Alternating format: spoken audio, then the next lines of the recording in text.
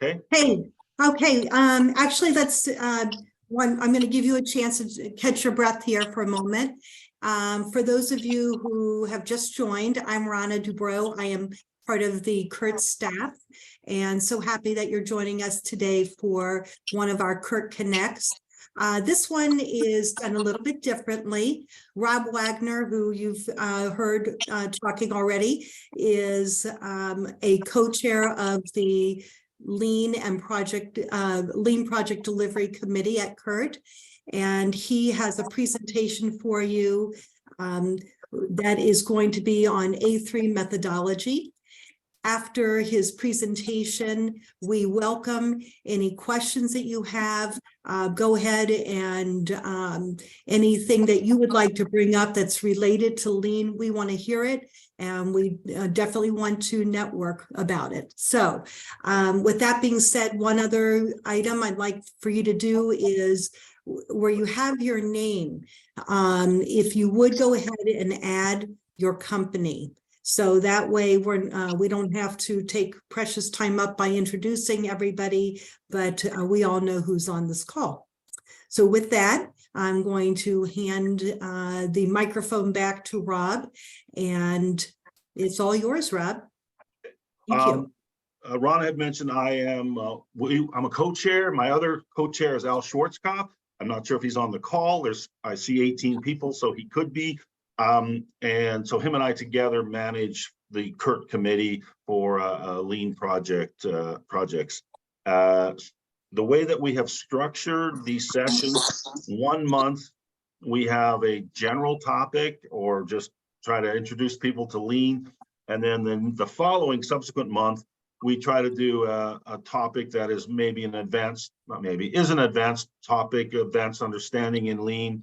And so that's what we're doing this month. This is the A3 methodology is what I'm going to share today, which focuses on the Plan, Do, Check, Act portion of issue resolution in your Lean or on your Lean project.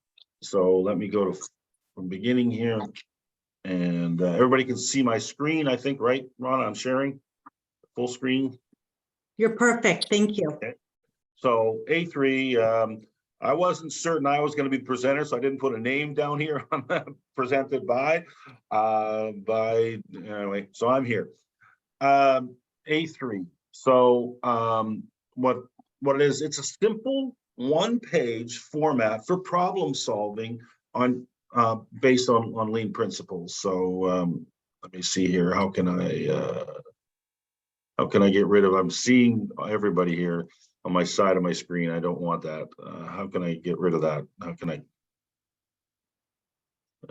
Sorry. Okay, it's interfering with my screen. But anyway, A3 methodology. It is a Lean thinking process, and it does, to me, it's part of the Plan, Do, Check, Act, and so it's a methodology to allow you to put into almost a pictorial format what your question is or what your problem that you want resolved.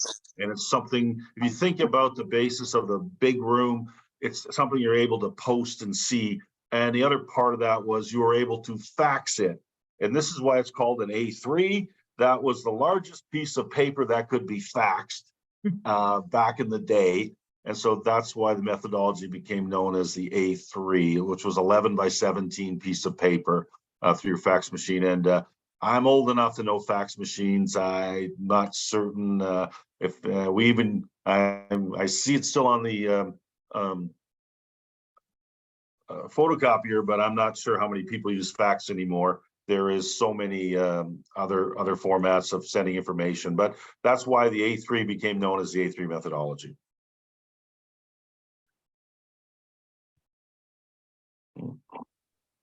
Okay, so it is a systemic problem solving. So just like Plan, Do, Check, Act. So literally you take your A3 and you have sections. So there are 8 sections. One of them is, the title or who's the leader and the department and the date. And so kind of like a subtitle of what it is that you're doing. And so it ends up background, what's your current, so, to give the context of your problem or your current situation, what the desired outcomes is, or the targets and goals of resolution, a root cause analysis. So, the 5 whys, dig deeper. We P&G, we use the YYY. A fishbone diagram might come into play to help with root cause, and then countermeasures, implementation, and follow-up. So you can see it parallels very quickly with the Plan, Do, Check, Act process. So an A3 report was originally a Toyota pioneered practice. So this goes back to the whole IWS and the Toyota way. And so they looked at it as the problem, the analysis, the corrective action, and the action plan. And again, an A3, and it was intended that you could use graphics with it as well. And it has evolved. It is now summarizing problem solving exercises, status reports, and planning exercises. So we're using those 3 things.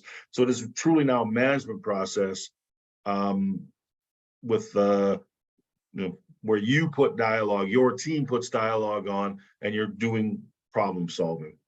So again, in italics at the bottom there, a lean manager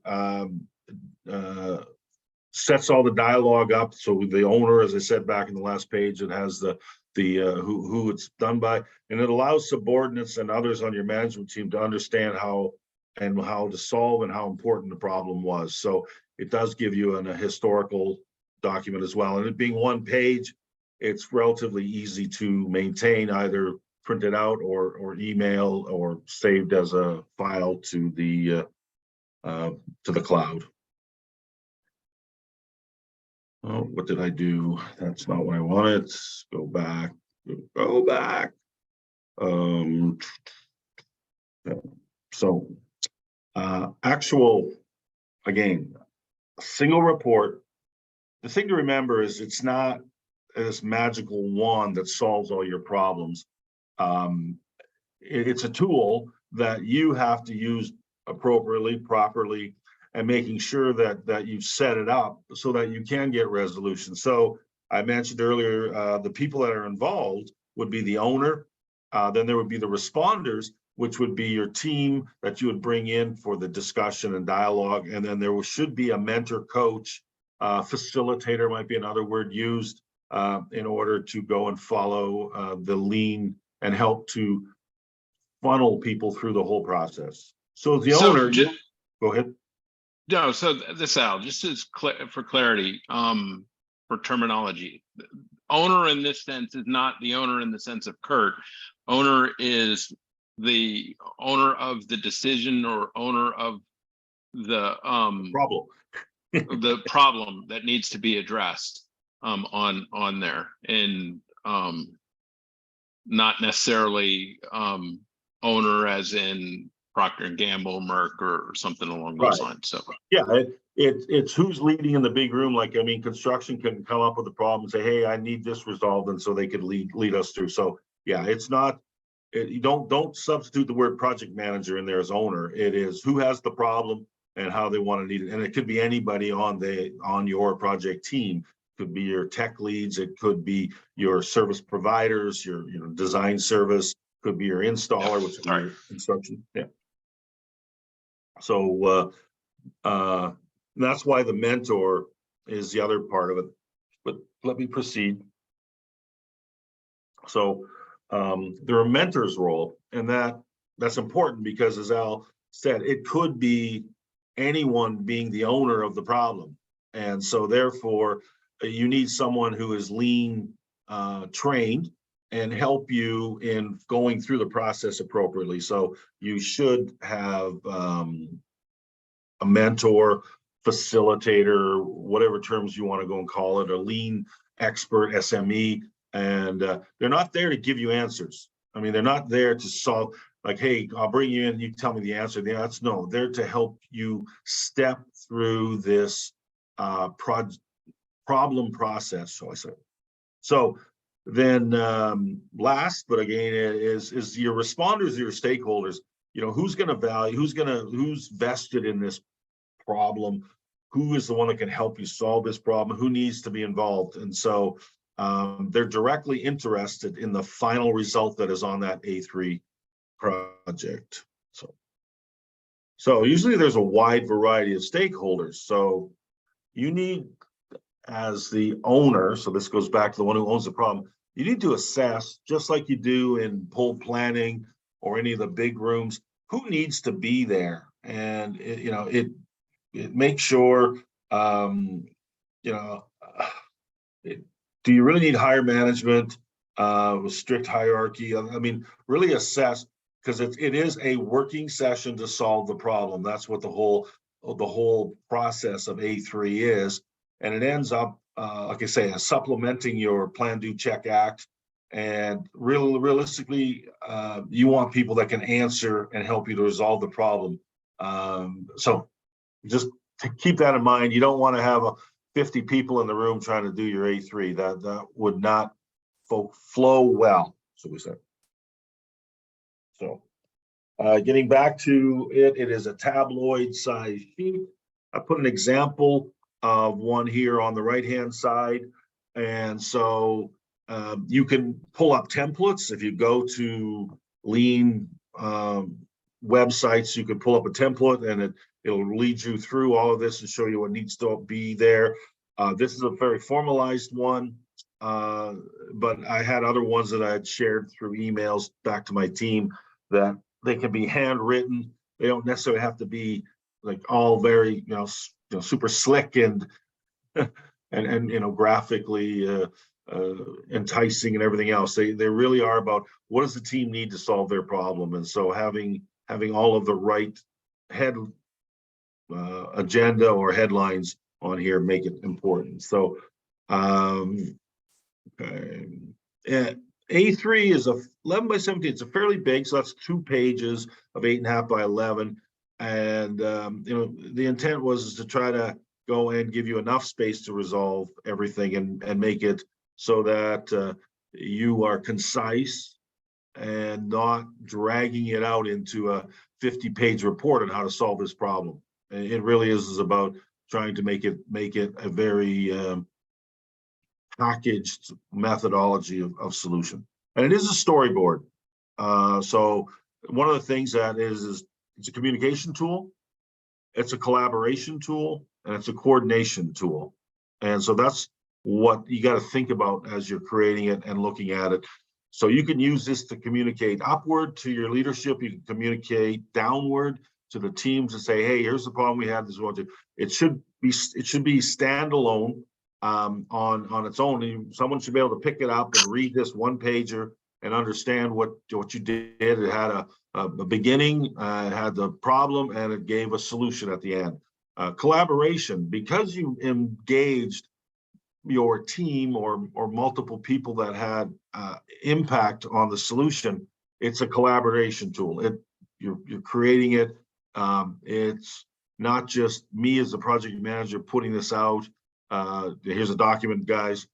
And then the other one is coordination, because you need to make sure that all the stakeholders and everything that affect what is the outcome of the A3 are involved with it. And so you can probably look at a RACI chart, which is who's responsible, who's accountable, who needs to be communicated to, and who needs to be involved, which is what RACI stands for. Can I add something on this? Certainly, Rob? certainly, yeah. And I think this don't underestimate the power of the A3 as a historian, because oftentimes, especially when we have projects that run a long period of time or something along those lines, decisions are made. And if you document A3s in those kind of decisions, it outlines the rationale behind the decision, and it becomes the defense, Yes. defense for eliminating future change, especially when key stakeholders move on to other projects or get promoted or do other things, and that new role comes in. It helps to prevent and mitigate churn and or scope creep. because Right. no, we discussed this. This is the decision. This is the rationale. Your predecessor made this decision, and you, quite frankly, don't have the grant of authority to change it. And Al's right. It's a historical document once it's put out, and it's good. Tina, A it good can be. methodology. It can be. Yeah. Tina asked a question, if it can become part of a contract, you can use it as part of a contract.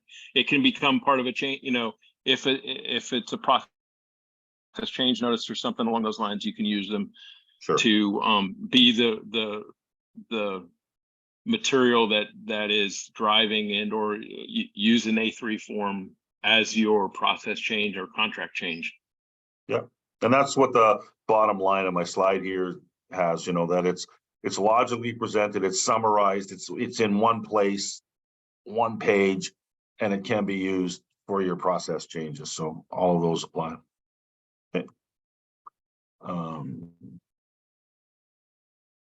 Okay, so it's a report, as Al pointed out. So, it's got facts and data on it. It's got hypotheses, like what did you consider? It's got countermeasures that you may have tried, maybe experiments. And so you can see here, this A3 is on a whiteboard, probably it's a little bit bigger than A3, but it can be sized to fit.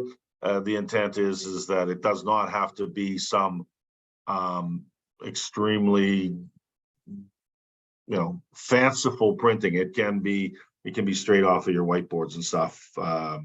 So the overall thinking of the A3 owner and the stakeholders. So it gives you what is the overall thinking of that whole problem, or as Al said, if it's a process change, and it allows all the stakeholders to be able to read that and understand that. So it is a method of summarizing your problem solving exercises. So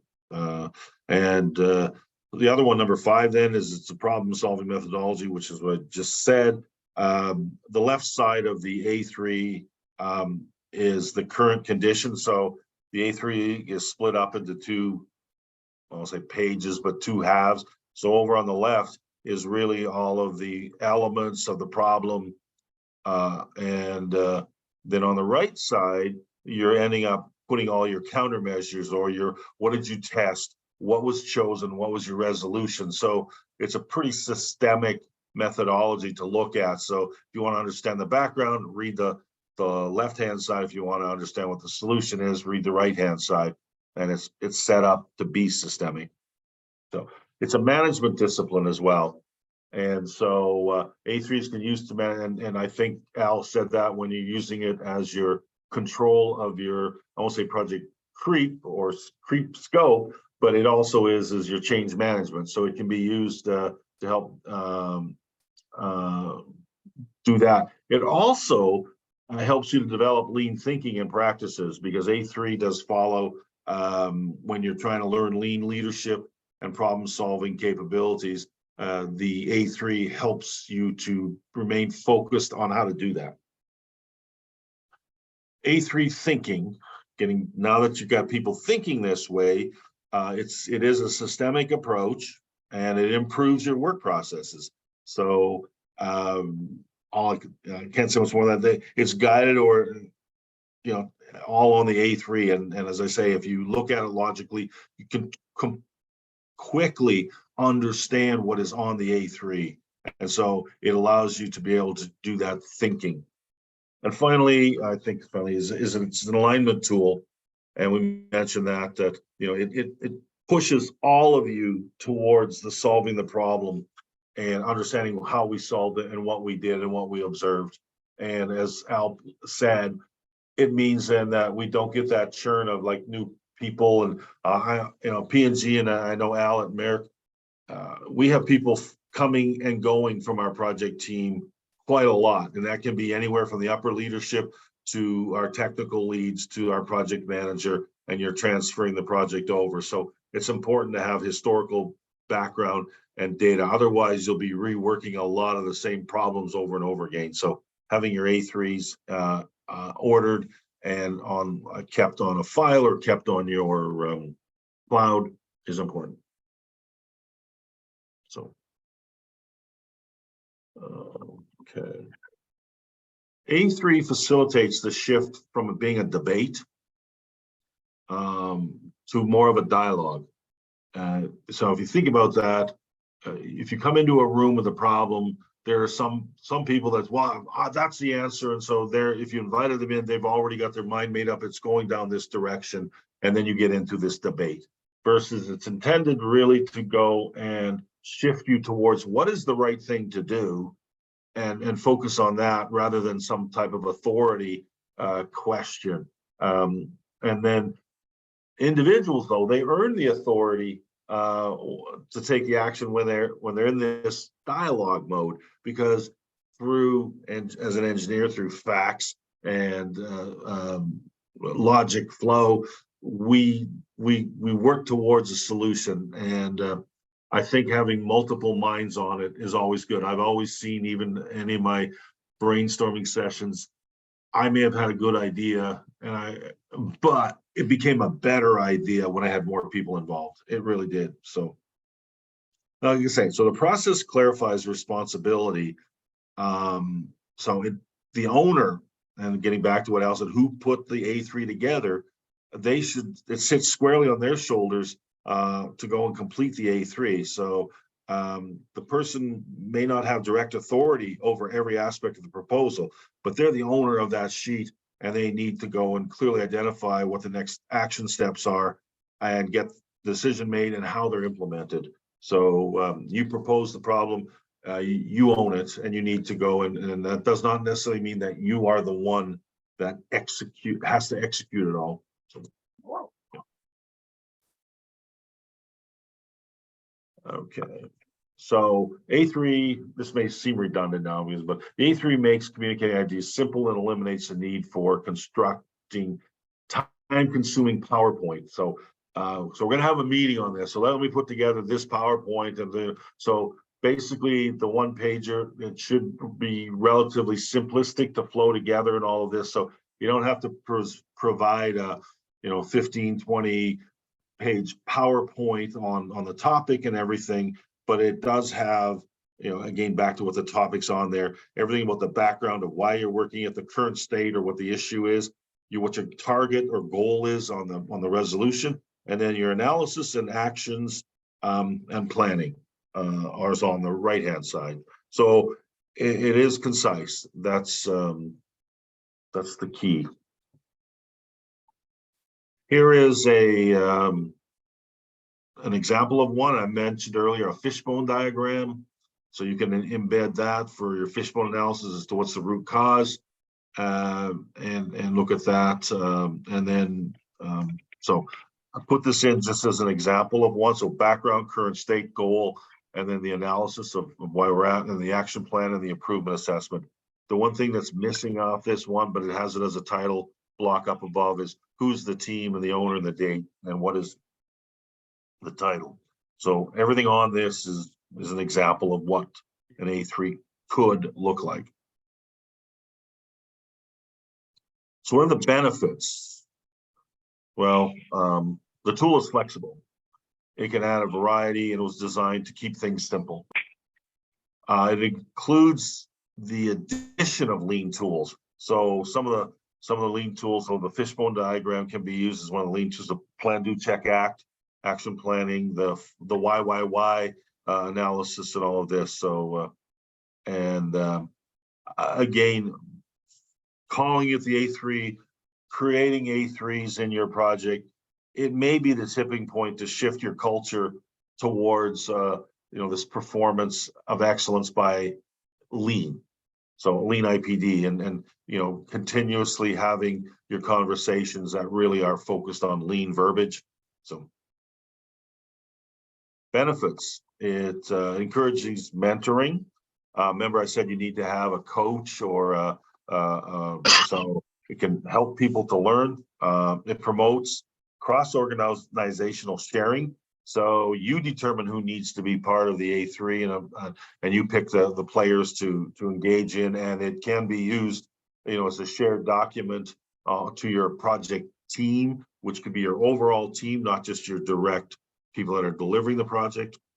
Commitment, it encourages commitment. So now you have common goals. you have a very clear path forward. And it's proposing improvements, reporting, coaching, and others. So it does, not only does it solve problem solving, but it does several improvements. So I mentioned Plan, Do, Check, Act. I know P&G and America, it's used a lot. I'm assuming in industry it's used often. And so planning your activity, doing your activity, checking it, and then acting, coming back and implementing whatever the changes were or whatever. So to me, I've been 33 years at P&G, and I think I started hearing PDCA like 30 plus years ago. So I'm thinking it's common. So other tools I mentioned, so the fishbone diagram, if everybody's familiar with that or not. So it's off on the right-hand side there, materials, method, man, machine, and measurement. So you put down what the causes are, and so it allows you to go and get the root cause on what the issue is what's the contributing factor. The 5 whys is, so you ask why 5 times to get to any issue, to get the root cause.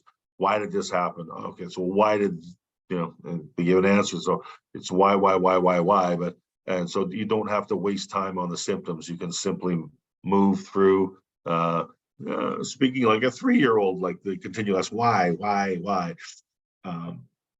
Plan, Do, Check, Act. I just went through that in the other table there. So it keeps you accountable, and it's action status.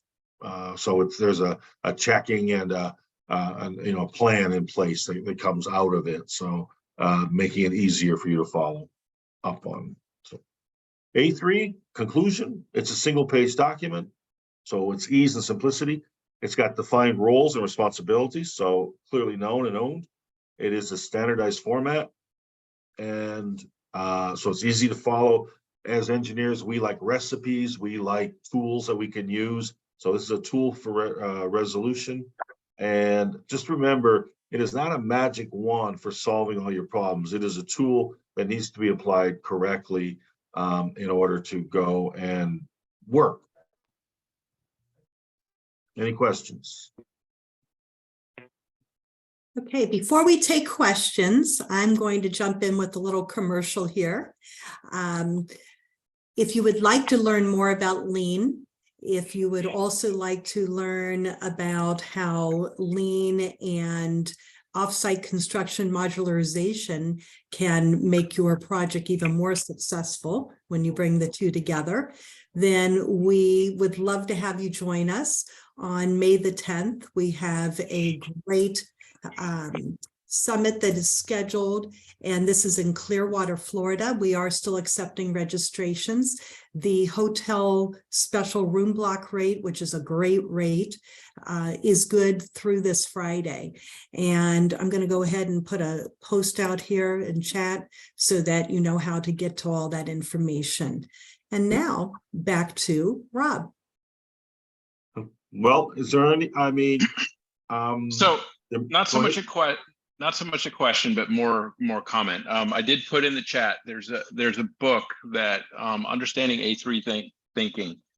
I highly recommend that book if this is something that you're looking to go do. It's written by Selbig, and it goes through the process and the thinking and everything that Rob just went through on problem solving, but it also has 2 other forms of A3. It has a proposal A3, which is really good, and I've seen it used in FEL 2 or concept design, as opposed to putting a series of drawings together.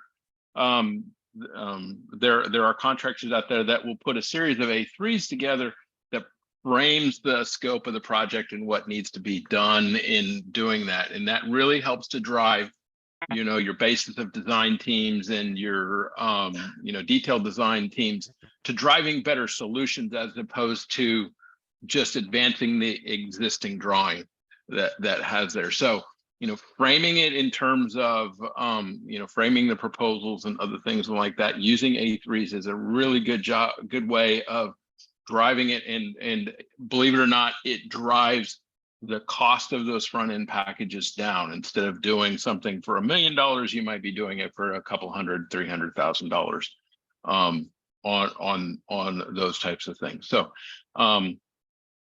that's in the proposal A3, and then they have a status A3, and that's really if you're looking to use dashboards or other things along those lines. We have started to deploy A3 type thinking in project dashboards, monthly dashboards, and utilize Power BI apps and some of those other types of things that are really pulling out of the data, but it's then presented in an A3 single sheet format, and is really good at presenting and summarizing the current status of the project, utilizing that same format. So there's multiple types. We primarily talked here about problem solving A3s.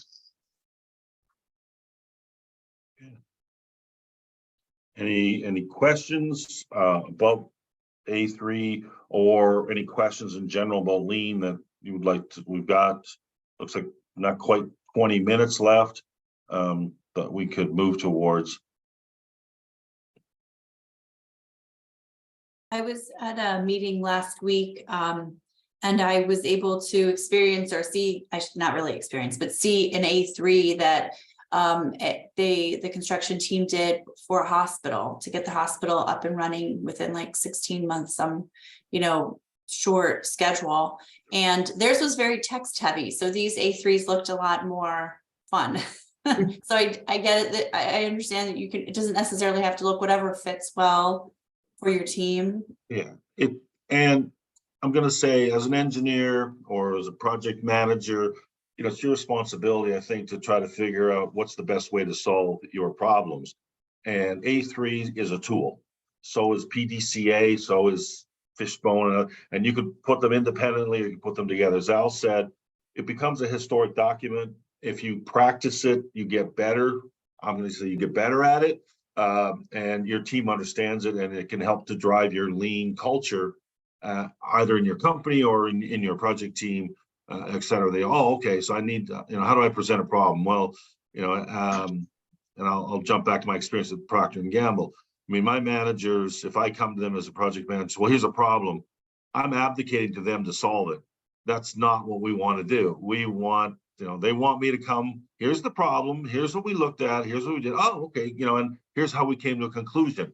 And it allows them to see quickly what all went on through the process and as a solution. So unless, so to me, it's a good tool to help drive the people around you to come to you, not just with problems, but also with solutions in hand, you see?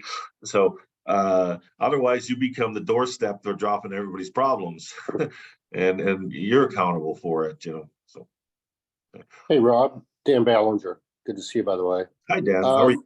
I'm well, thank you. Good. Thank you. I missed that story about how you saved your son at age 3. So, but yeah, well, I put him in the danger, so it's saving him as the relative. But anyway, it's I do not recommend. And I see people all the time. I'm driving my neighborhood, and if they're riding lawnmower, they got their 3-year-old or young child on it. Don't do that. Do not. Don't. Yeah, no. The point I was getting at is I wouldn't hire you to mow my lawn. In light of that, a little humor there. But the point I want to make and ask you is obviously a lot of the information affects these problems are retained in a system if a user has a project management information system. And in fact, years ago, when I worked with Prolog Manager extensively as an integrator, they actually had a feature in there called issues. Now you could call it whatever you wanted. Sure. But it was really cool because it actually allowed you to do keyword searches on selected records within Prolog, daily reports, meeting minutes, all that stuff. That really proved beneficial in terms of developing a history of where that problem was impacted in terms from an operational perspective, in terms of communication, things of that nature, even submittals. The process that you're talking about seemed to be more manual in that respect. How do you go ahead and build the case in terms of identifying the problem, the issue, and then in turn, to use that data to actually help solve it. Well, but I would say is that using it as part of your case management process is important. And so, as a project manager, we look at that, but we're accountable for creating how we're going to go and log and track all of that. And so if it's another electronic system, the thing about today, you got to realize when A3s were developed, it was back in the fax days. So you might be faxing from Japan to Toyota, in Kentucky here, and the way to communicate that, so I'm viewing that the cloud has helped a lot, and computers have helped a lot where you can snapshot it and send it forward. The thing is that it's the titles that are on that page, and even the layout of the page, left side is problem, right side is solution.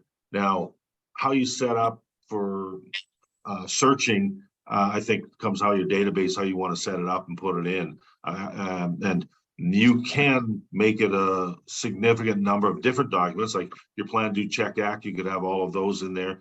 But I think some type of repository of your issues list to go back is important. I don't know, other project managers have a comment, or Al? No, that's correct. Keep in mind the reason that the A3 was limited to a single sheet of paper on there is that there was a belief that managers that are looking to understand problems, their time is extremely valuable, and if you can't summarize it to 2 pages, then you don't fully understand the problem, or the problem is too big in what needs to be done, and maybe you need to break it down into smaller chunks on there. So it's really about the discipline of being able to go do it. Now, a lot of the issues and controls and or in PCN, project change notice, or other things along those lines, tend to follow similar principles, and they'll have similar type boxes. What's the problem? What are we trying to do? Here's the solution. Here's the plan, and do those types of things. And they're in an electronic form, and it doesn't necessarily follow the strict, it's a 2-page type thing. But that's why the A3 thinking part of it becomes almost as more important than necessarily being married to a single form on there. Is that it's you as a team have got to be concise, get the right parties involved in what they need to do, analyze the problem, provide solutions and other things in a quick and concise manner. I think another aspect of Dan's question may be transfer of information from project to project.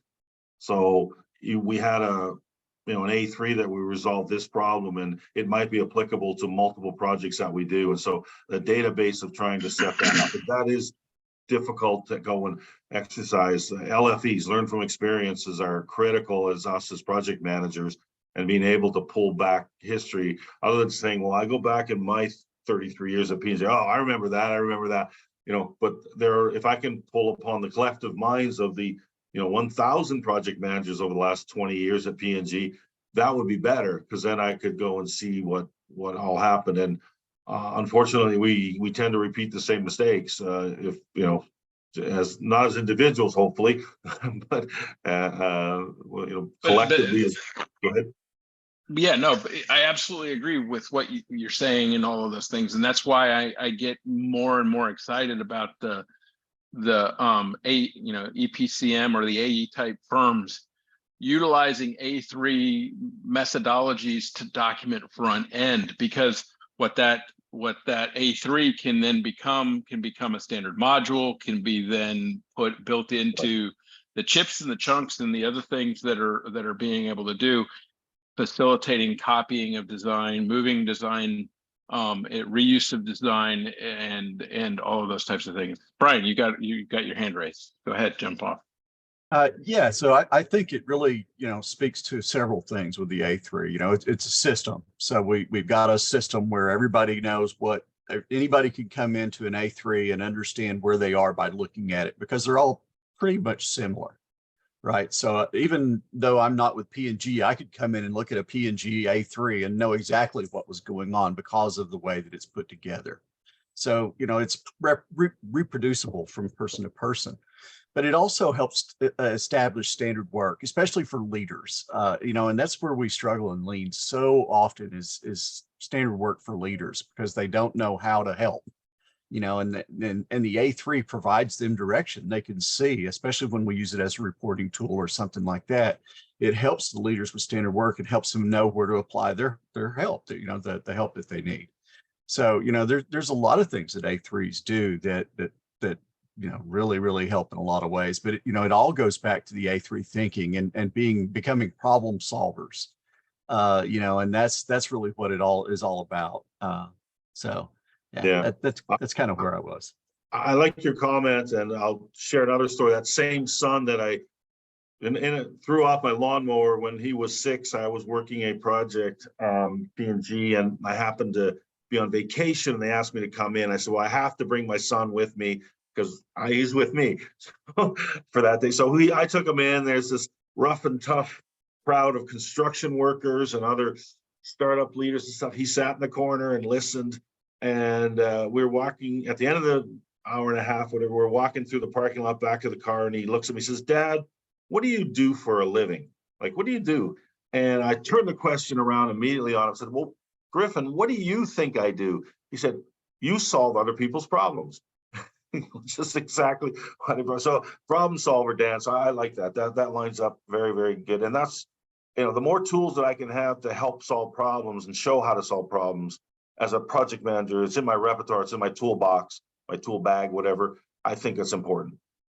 Well, the big part of A3 thinking is changing our relationship with failure, right? Just like that's the lean goal is understanding that failure is learning.